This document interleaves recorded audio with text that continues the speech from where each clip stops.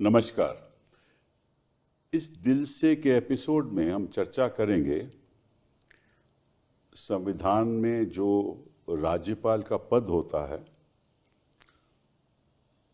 उसका जो रवैया है। क्या पिछले कुछ सालों में गवर्नर हमारे, राज्यपाल हमारे इस देश में संविधान के मुताबिक काम कर रहे हैं? ये चर्चा हम क्यों कर रहे हैं?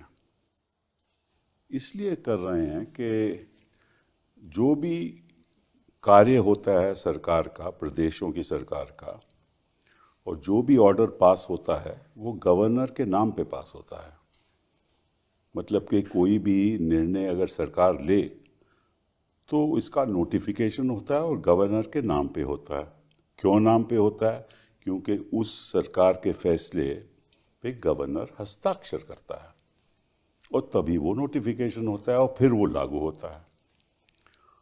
अब हम देख रहे हैं पिछले कई सालों से कि हमारे जो राज्यपाल हैं प्रदेशों में, जब लेजिस्लेचर, असेंबली, प्रदेश की असेंबली कोई बिल पारित करती है, कानून बनाती है, तो वो कानून, वो बिल जो है वो राज्यपाल के पास जाता है और फिर राज्यपाल उस पर हस्ताक्षर करता है।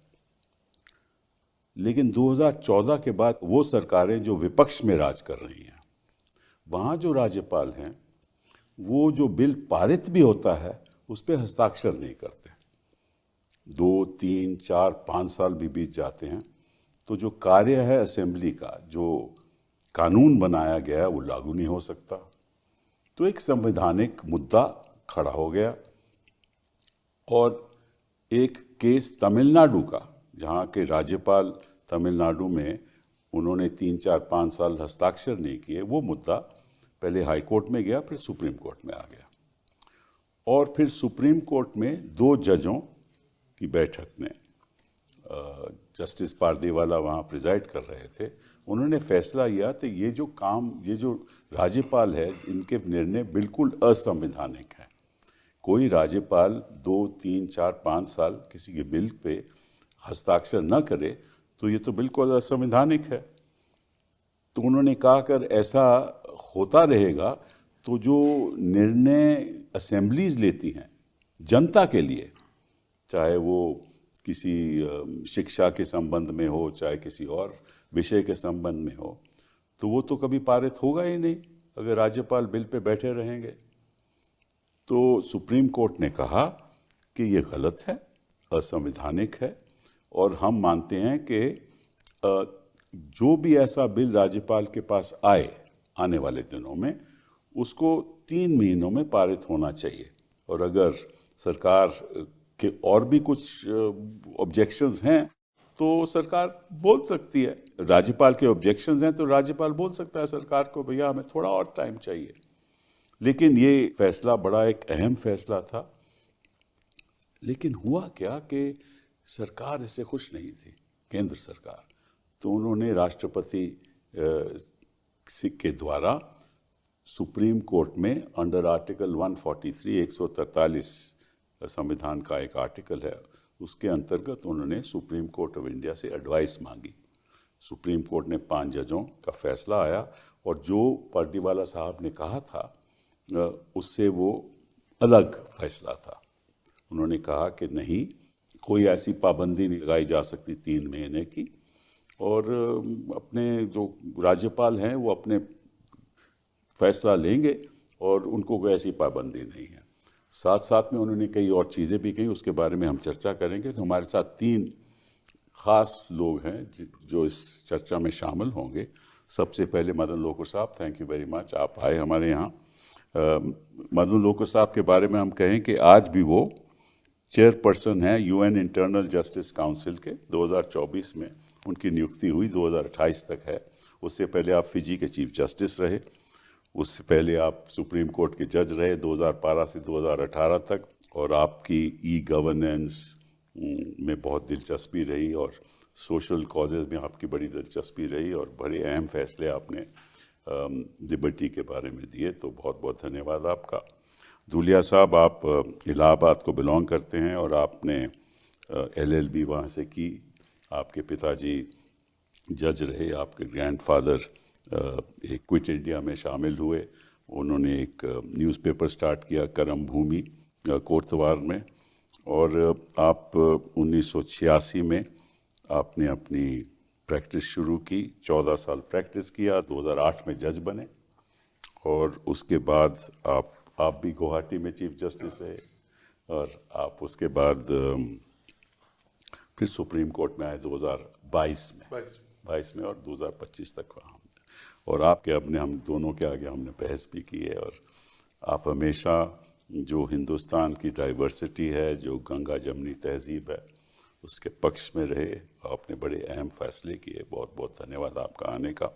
मुकुल जी के साथ तो मैं एक सुप्रीम कोर्ट में प्रैक्टिस करता हूँ, और इनके पीछे तो लोग भागते हैं। हिंदुस्तान में से अगर 2-4 वकीलों का नाम लिया जाए तो इनका हमेशा नाम लिया जाता है। और ये अटॉर्नी जनरल रह चुके हैं हिंदुस्तान के 2014 में, फिर 2022 में भी इनको ऑफ़र हुई, इन्होंने इनकार कर दिया। तो अगर इस देश में 2-4 वकील हैं तो मुकुल जी आप वहाँ पे उच्च स्तर पे हैं। तो बहुत बहुत धन्यवाद। लोकुर साहब, आपसे पूछना चाहता हूँ कि ये क्या ज़रूरत थी सुप्रीम कोर्ट को ये सब कहने की कि भाई टाइम लागू नहीं है, जितनी मर्जी देर वो राज्यपाल न बिल पारित करे। एक्चुअली कपिल, ये जो मुद्दा चल रहा है काफ़ी सालों से चल रहा है एक्चुअली। इस पे जस्टिस सरकारिया कमीशन ने चर्चा की थी, जस्टिस पुंछी कमीशन ने भी चर्चा की थी, और जहाँ तक मुझे याद है जस्टिस वेंकट चलैया की कमेटी ने भी इस पे चर्चा की थी। पर ये जो चर्चा हुई थी वो 2 चीज़ों की थी। एक तो ये है कि ये जो आर्टिकल 200 है हमारे संविधान का, उसमें क्या गवर्नर जो बिल पास करती है विधानसभा में, उसके ऊपर गवर्नर कहे कि हम कुछ नहीं करना चाहते, हम बैठे रहेंगे 1 साल 2 साल 3 साल। दूसरा ये है कि वो राष्ट्रपति जी को बिल को रेफ़र करेंगे, कर सकते हैं। और सरकारिया कमीशन ने कहा है कि 1977 और 1985 के बीच 1130 ऐसे बिल थे जो राष्ट्रपति जी को रेफ़र हुए थे, और उसमें टाइम लगा। पर जो बिल्स गवर्नर के पास गए हैं उसके बारे में जस्टिस सरकारिया ने कहा, और उन्होंने रेफ़र किया था मिनिस्ट्री ऑफ होम अफेयर्स के नोटिफिकेशंस को। सर्कुलर है कौन का? सर्कुलर या नोटिफिकेशन जो भी कुछ 1952 का और 1978 का, कि 3 महीने के अंदर आप इसका फैसला कीजिए, या तो आप राष्ट्रपति जी को भेजना चाहें भेज दीजिए, या दोबारा विधानसभा को भेजना चाहें भेज दीजिए, या आप इस पे अपना एसेंट दस्तखत करना चाहें कर दीजिए, पर 3 महीने के अंदर कीजिए। जहाँ तक मुझे याद है ये जो जस्टिस पर्दीवाला की जजमेंट जो है उसमें 2016 का जो नोटिफिकेशन या सर्कुलर है मिनिस्ट्री ऑफ होम अफेयर्स का, उसका भी जिक्र हुआ है। जी हाँ, हुआ है। उसमें भी कहा है कि 3 महीने। करेक्ट। तो अब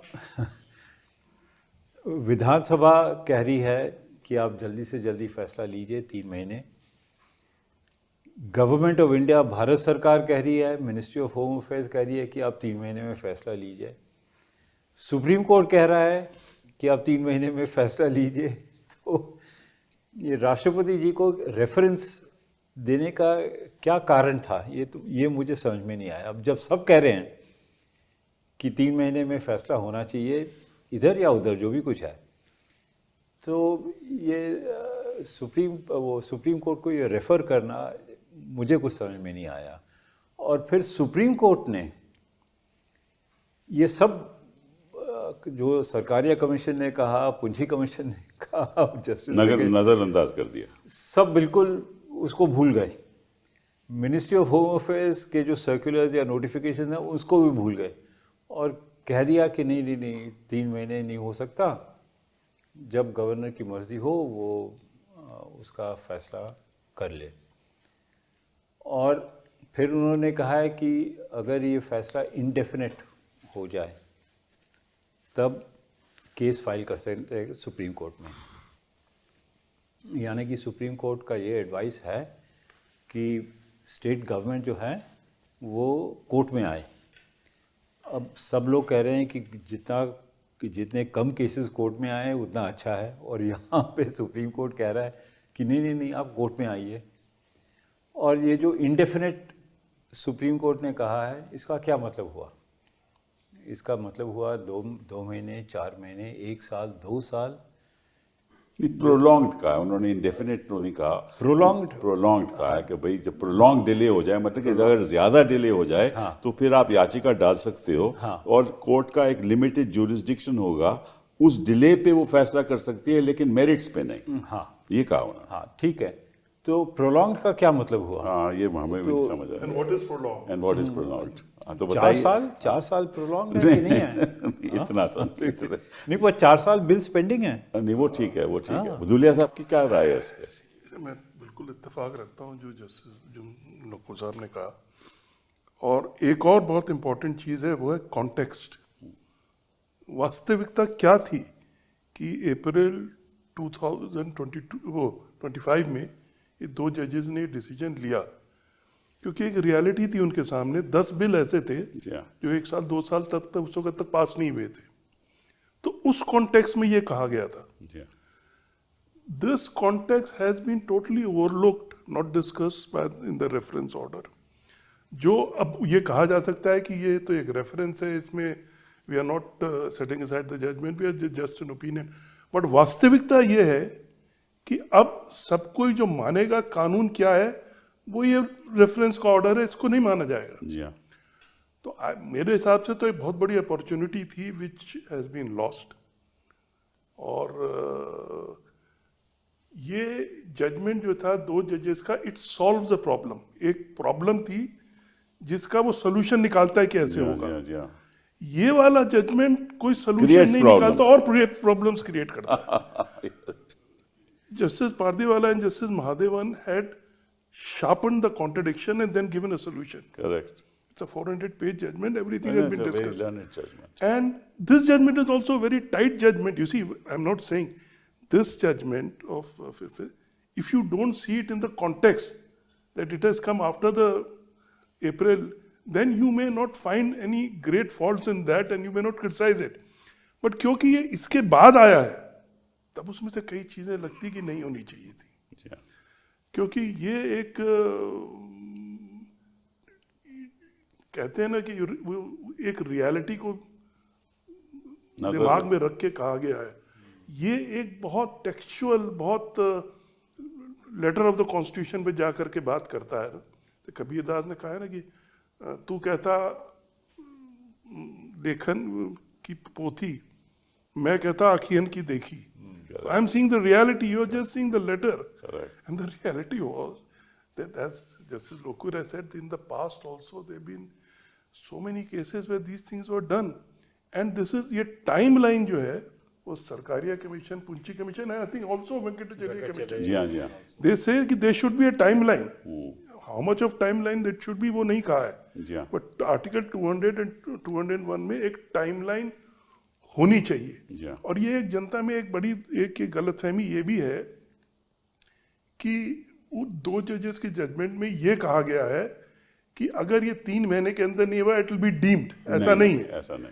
उन्होंने कहा कि तब state government can invoke the powers of judicial review.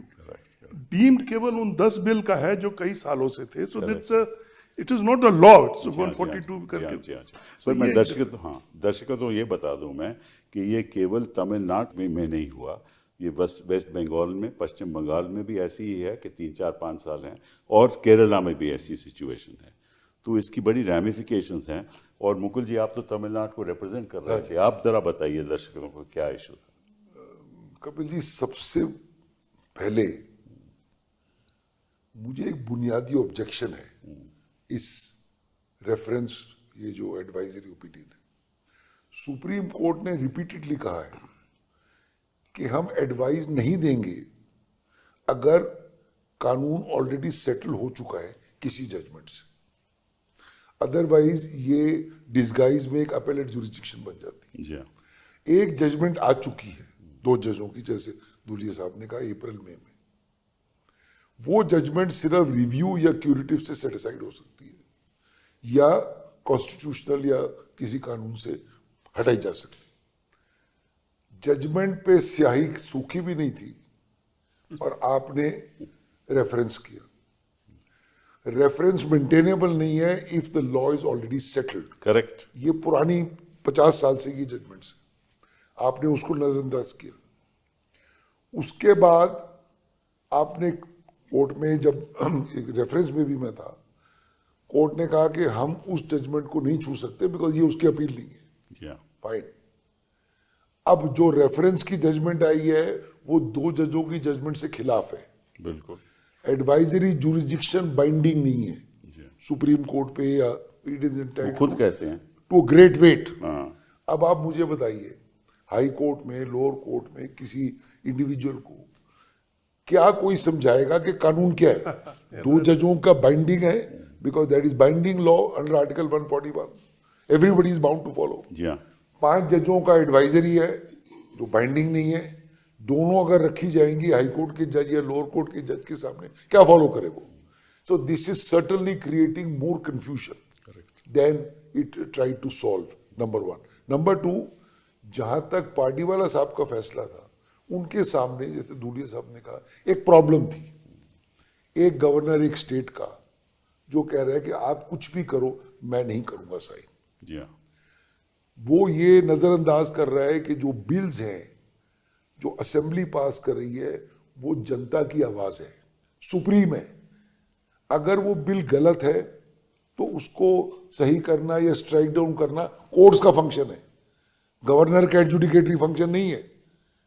He should sign and से अगर आपको तकलीफ है, जिसको जाए भी कोर्ट में जाए, उसको स्ट्राइक डाउन करो। Yeah. ये जो रेफरेंस टू प्रेसिडेंट वगैरह है, these are rare situations. He has to follow the will of the people. This is a breakdown of federalism. Absolutely. कि आपने स्टेट को इमेस्कुलेट कर दिया। अरे असेंबली होगी, एक अनइलेक्टेड गवर्नर है, वो कह रहा है मैं दरवाजा बंद है जी, आप जाइए यहाँ से, और अदालत कुछ नहीं कर सकती। अब मैं एक चीज और कहना चाहता हूँ, पार्टीवाला साहब found a solution and as justice Lokur said, there are past representations of commissions and central government के भाई Yeah. 3-4 महीने में कर लीजिए। Yeah. वो सब भूल गए। अब आप ये देखिए, जो सिचुएशन ये 5 जजों के फैसले से अब क्रिएट हुई है, इन्होंने कहा, जैसे आपने कहा, प्रोलॉन्ग्ड। हाँ। Now what do you mean by prolonged? I think 2 months is prolonged. Yes, sir. You say 6 months is prolonged. You say 1 year is prolonged. That's right. I say the will of the people cannot brook a delay of more than 10 days. So now every judge in the Supreme Court, हर खंडपीठ will decide on its own कि prolonged का मतलब क्या high है। Court में फिर high court में, फिर नीचे कोई बोलेगा 3 महीने, कोई बोलेगा 2 महीने, कोई बोलेगा 6 महीने। It will be complete chaos. And as Justice Lokur said, you are inviting more and more litigation by this trying to kind of ride, you see, some kind of a tight line. Now I want to raise one more question. A speaker's decision on disqualification under the 10th schedule is challengeable in the Supreme Court and High Court because he acts like a quasi-judicial authority, not exercising the function of a speaker. Supreme court ने बार बार कहा है, governor है, बहुत ऊंचा ओहदा है, आप कुछ नहीं कर सकते, राइट? अगर गवर्नर, ये फंक्शन है इसका कि he has to sign the bill और take a decision one way और the other, that is also a decision with application of mind. How can the supreme court से हम कुछ नहीं कर सकते? Just as you can strike down the action of the speaker and issue a mandamus, हमने कई case करे हैं where speakers are delaying disqualification petition, Sibal साहब में दूसरी तरफ से डिले हो रही है, सुप्रीम कोर्ट कह रही जल्दी कर, 1 महीने में कर, 2 महीने में कर, 3 महीने कर। अगर उसको आप डायरेक्शन दे सकते हो, उसका ओहदा भी कॉन्स्टिट्यूशन में उतना ही ऊंचा है। दैट सर्टेनली टू से कि हम इसको कुछ नहीं कर सकते, ये भी गलत है। ठीक, बिल्कुल आपने हमारे बड़े अच्छे तरीके से समझाया, बट दर्शकों को ये नहीं मालूम कि आर्टिकल 200 है क्या।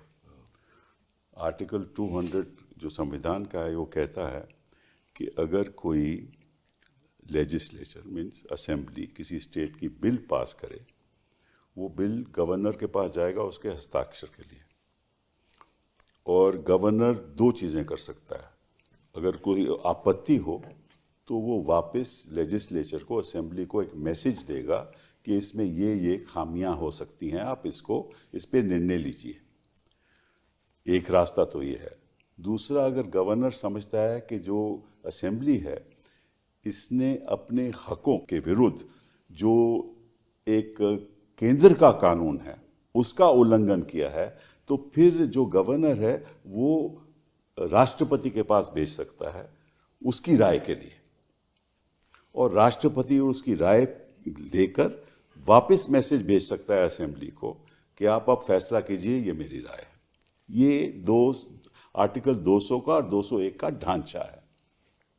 अब आर्टिकल 201 एक और चीज कहता है कि अगर वापस बिल जाएगा असेंबली में, गवर्नर वापस भेजेगा कि ये खामियां लगती हैं और फिर असेंबली पास कर दे, तो फिर गवर्नर को हस्ताक्षर करने पड़ेंगे।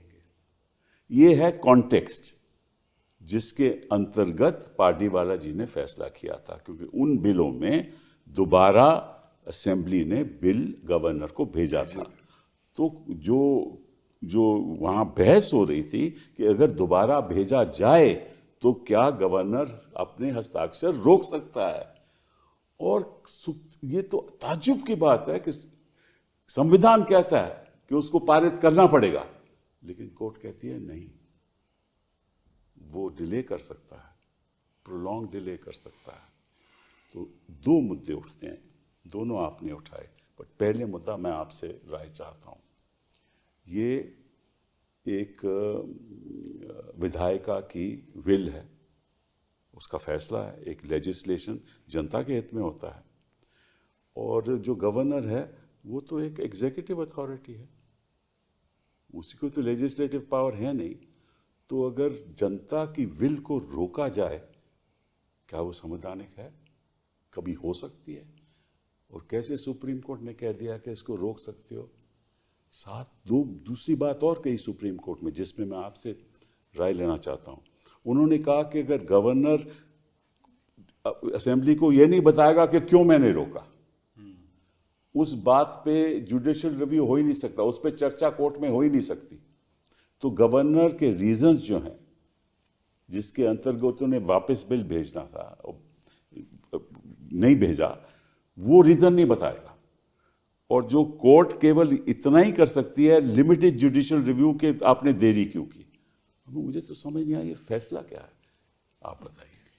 अब ये एक्चुअली आर्टिकल 200 में गवर्नर को डिक्लेयर करना है, ठीक है, उसमें declare the word declare is used. तो वो डिक्लेयर करे, गवर्नर डिक्लेयर करे कि मैं इस पे दस्तखत करता हूँ, और अगर मैं इस पे दस्तखत नहीं करूँगा और मैं दोबारा विधानसभा को ये बिल वापस दूंगा, तो उसको बताना पड़ेगा कि क्यों भेज रहे हैं। ये नहीं कि मेरी मर्जी है तो इसलिए मैं भेज रहा हूँ।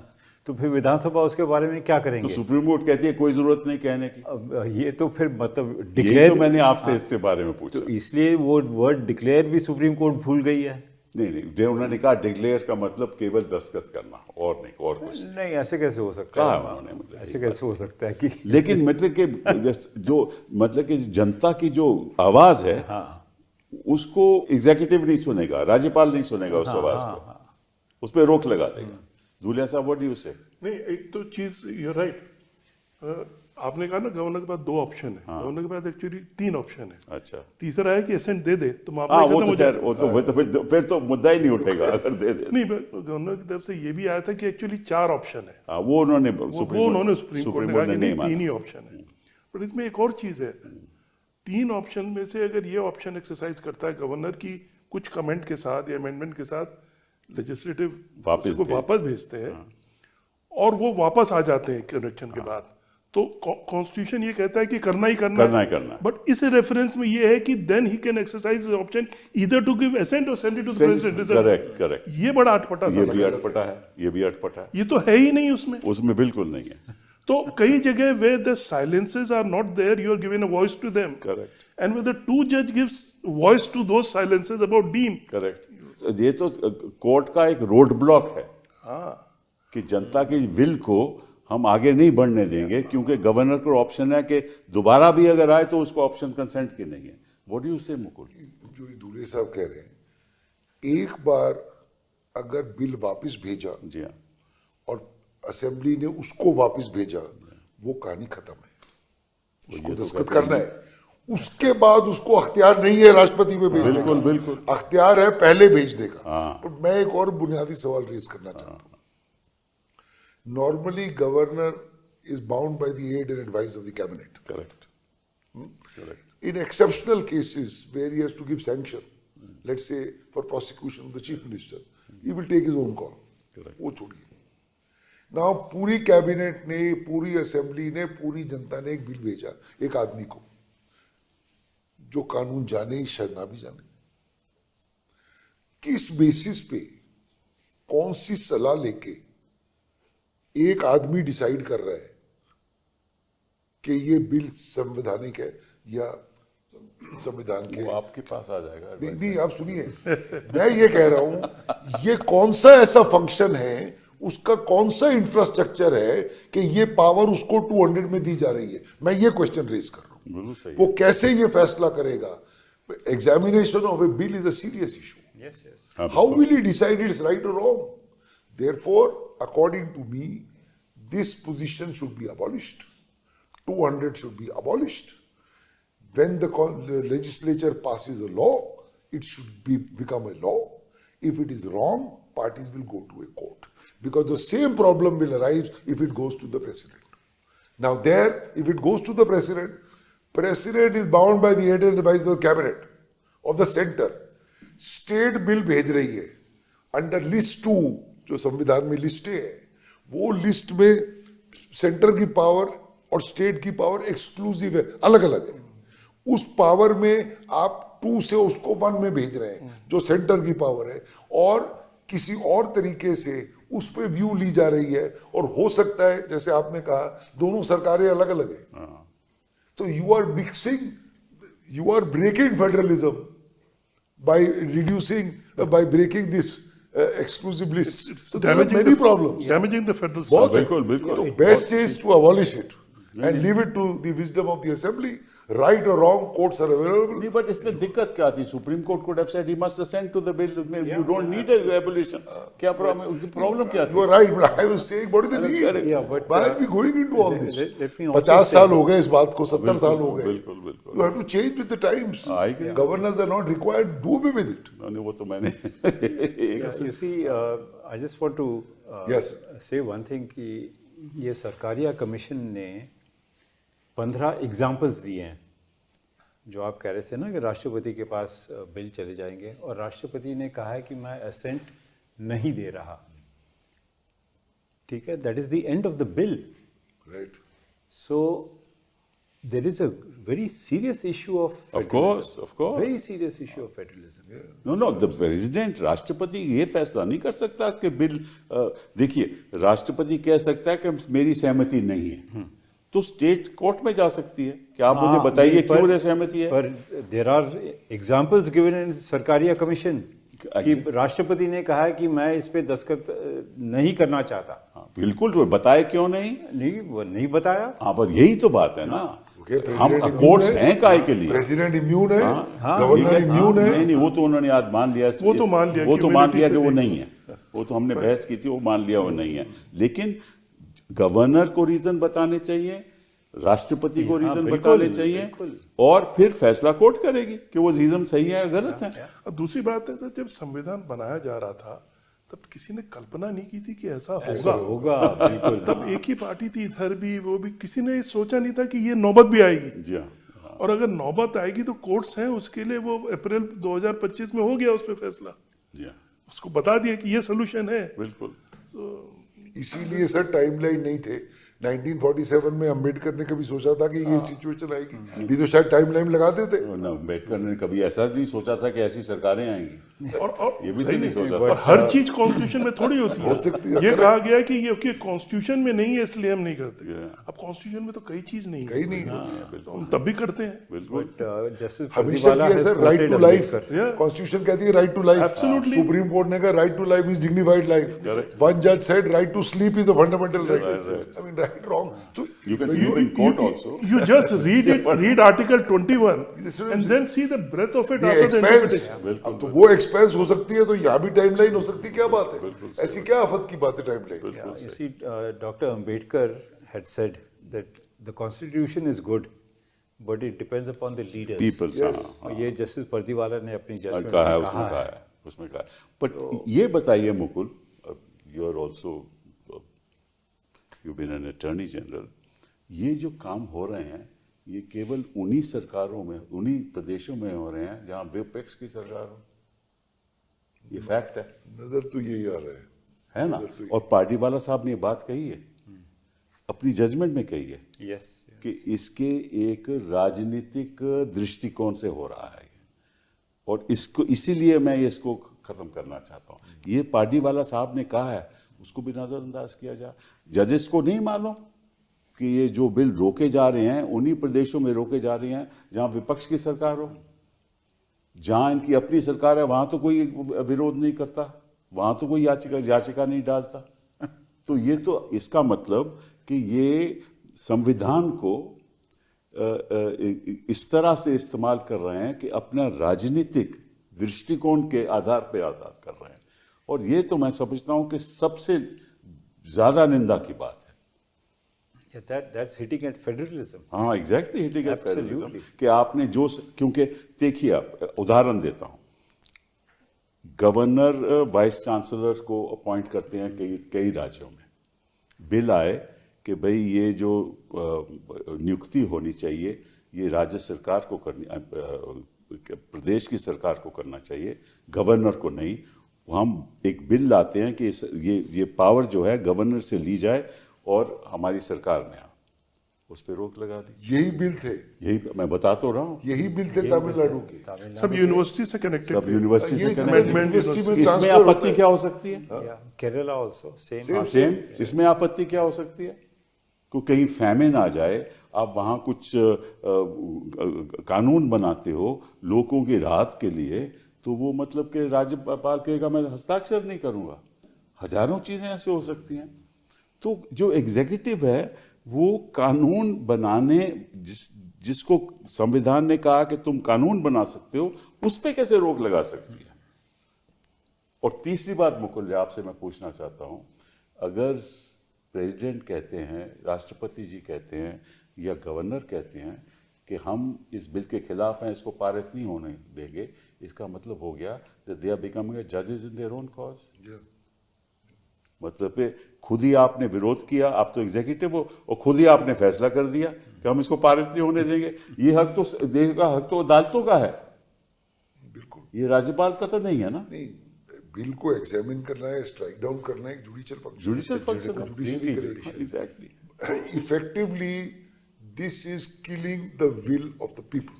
No, but this judgment says, if I reference में, कि powers of the governor and the president are 200 and 201 respectively are non-justiciable. That's right. That's what I'm saying. नहीं तो therefore अगर वो साइन, you're right. वही तो they have become a judge of their own cause, यही तो मैंने मुद्दा उठाया। Effectively, it's the death of the wish of the people. Yeah, and it's also the governor becoming a governor general, Yeah.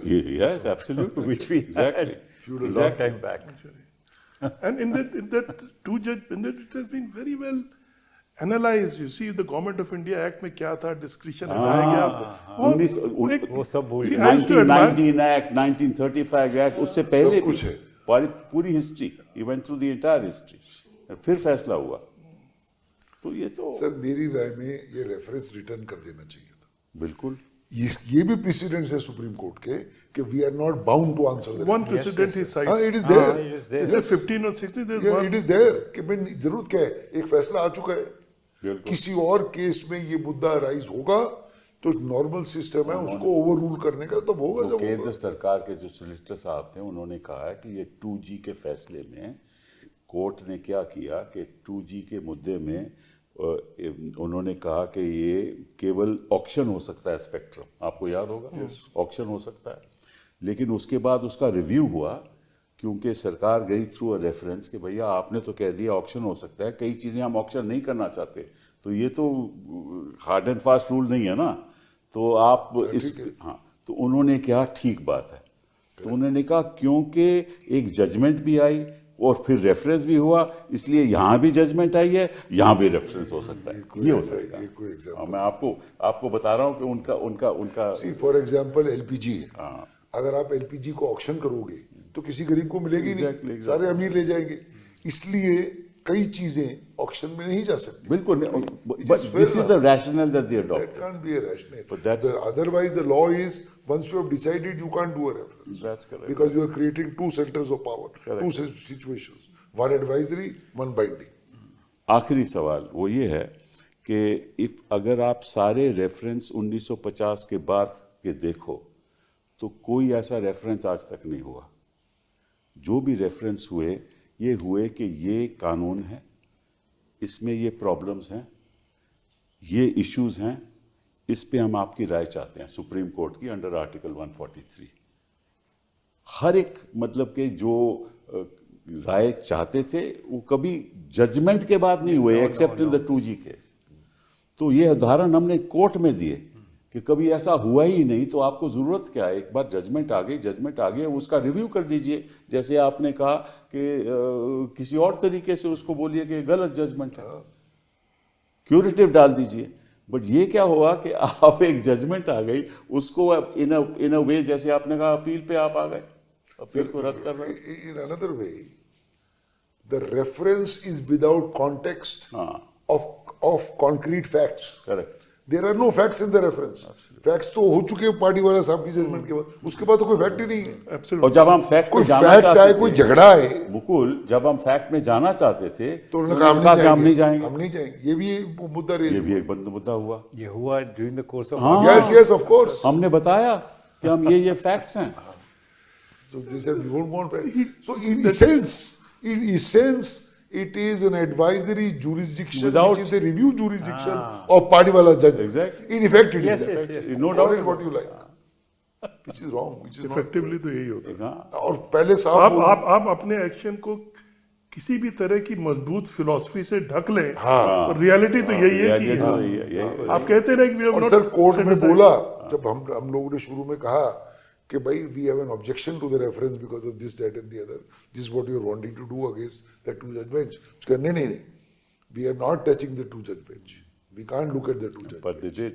But they did right. And इसका मतलब क्या, वो वाला जजमेंट टू जज का कह रहा है ये रोड है, ऐसे सीधी जाके राइट टर्न होती है, अब ये कहता है वो सीधे जाके लेफ्ट टर्न। बिल्कुल। तो अब वो कह रहे हैं कि हमने तो हमारी ओपिनियन है ये, हाँ, correct. बट अब सब तो ओपिनियन ही मानेंगे ना, कोई तो मानेगा। सही बात है, सही सो नेट रिजल्ट तो यही हुआ कि वो खत्म हो गया। सर आप बोले ओपिनियन है, विच हाई कोर्ट जज will say that the opinion of 5 जजेस कौन बोलेगा? सवाल ही नहीं उठता। वो बोलेगा ये 2 जज है, ये 5 है, वहां ये कहानी चलेगी। Technically philosophically it's very well to say कि you know it's You're right. Opinion and all, but effect तो इफेक्ट तो है सर। अब ये देखिए, अब प्रोलॉन्ग डिले की बात पे आते हैं। आपने कहा 2 महीने, 3 महीने, 4 महीने, चलो मान लीजिए 2 महीने के बाद सरकार चली जाए कि साहब 2 महीने हो गए, बिल बड़ा जरूरी है, इसको पारित होना चाहिए, फिर क्या होगा? याचिका डाली जाएगी, सरकार आके कहेगी हमें 4 हफ्ते का टाइम दीजिए, होगा ना ये? 4 हफ्ते का टाइम दीजिए, फिर रिजॉइंडर होगा, फिर 2 महीने और निकल जाएंगे, फिर कोर्ट कहेगी कि ठीक है अभी हम इसको फिक्स करते हैं, अभी छुट्टियां आ रही हैं, इसको 2 महीने के बाद फिक्स करेंगे, तो ऐसे तो सालों साल निकल जाएंगे। उसके बाद सुप्रीम कोर्ट, ये उसके तो बाद हाई कोर्ट में सुप्रीम कोर्ट होगा। आ गया, हाई कोर्ट, फिर सुप्रीम कोर्ट आ गया, तो prolong means actually death of the bill. ये रियलिटी है। Yeah, और ये yeah, कोर्ट को मालूम है, ये कोर्ट को मालूम है, इसलिए कि कोर्ट को नहीं मालूम होते हुए उन्होंने ये हक सरकार को दे दिया। इसका मतलब क्या हुआ कि कहां गई वो कोर्ट की बातें जो हम देखते आ रहे हैं पिछले 30-40 सालों में, कहां गई वो बातें? ऐसे मुद्दे उठने नहीं चाहिए और ऐसी बहस होनी नहीं चाहिए, ऐसी बहस भी नहीं होनी चाहिए। और ऐसे रेफरेंस भी नहीं होने ऐसे रेफरेंस भी नहीं Yeah, होने there I entirely agree with Mukul कि Supreme Court should have returned the reference. Of course it should have. Simpler It was था। argued. It was argued. Base में क्यों गुजरे हो आप? It was हाँ, argued. अब I judgment gave है, examples हाँ, कि अगर ये judgment पिछले गलत हुआ। है, file a review. Yes, yes, yes. कोई जरूरत ही नहीं थी। File a review, curative, or हाँ, जो भी third, कुछ करना bring up कीजिए। another case and have a larger bench which could look at the correctness. That's the way we that's- do that's always the do way. it. पर दुख की बात यह है कि कोर्ट के रवैये और फैसलों के ऊपर रोज के रोज कोई ना कोई सवाल उठ रहे हैं और ये भी एक दुख की बात है क्योंकि लोगों को पूरी तरह से विश्वास होना चाहिए सुप्रीम कोर्ट पे और जो विश्वास बढ़ता रहेगा वो लोकतंत्र के लिए अच्छा है कमती होगा तो लोकतंत्र के और लिए सर्टेनिटी होनी चाहिए। uncertainty होनी चाहिए। Certainty, yes. तो इसीलिए तो पारदीवाला का judgement brought about some element of ये certainty. एक तरह से आप ये अलग तरह का क्रिएशन है कि दो जजेस के ऊपर एक तरह की अपीलेट अथॉरिटी बिल्कुल authority बन गई। I mean, it is. I don't want to say further. No, no, Otherwise, Chika, you don't have to say. You don't have to say. It's not necessary to say. But thank you very much for Thank you, being sir. with me today. So, Yeah, thank Thank you. you so much, बहुत धन्यवाद. Thank you. Thank Thank you, you. sir. Thank you.